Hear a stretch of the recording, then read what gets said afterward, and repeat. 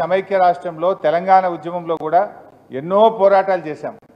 ఆ రోజు కూడా ఇలాంటి నిరంకుశత్వం కానీ, ఇలాంటి నిర్బంధాలు కానీ, ఇలాంటి అక్రమ కేసులు కానీ, ఇలాంటి అక్రమ అరెస్టులను గతంలో ఎన్నడూ కూడా రాష్ట్ర చరిత్రలో చూడని విధంగా ఈ రాష్ట్రంలో నిర్బంధాలు పెరిగిపోయాయి. పోలీస్ పాలన అమలులోకి వచ్చింది. అసలు స్కూళ్ళ ముందు పోలీస్ పికెట్లు చూసామా ఎప్పుడన్నా? గురుకుల పాఠశాలల ముందు పోలీస్ పికెట్ల గురించి ఎన్నడన్నా విన్నామా అని నేను అడుగుతా ఉన్నా.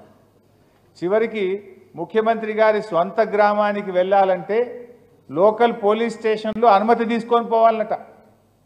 ఎప్పుడన్నా విన్నామా ఇలాంటి పరిస్థితి?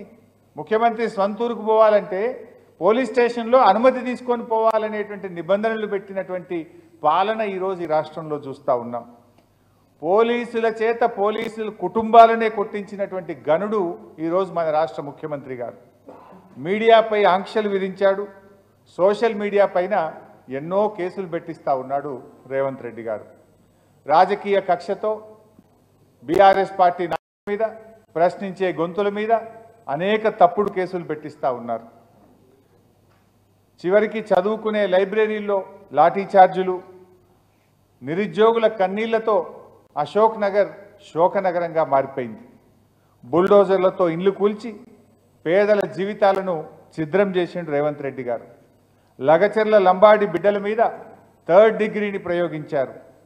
రేవంత్ పాలనను క్లుప్తంగా చెప్పాలంటే తిట్లు, కోట్లు, ఓట్లు, నోట్లు.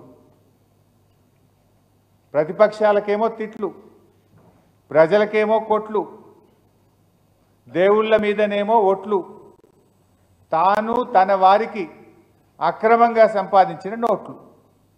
తిట్లు, కోట్లు, ఓట్లు, నోట్లు. ఇది రేవంత్ పాలన.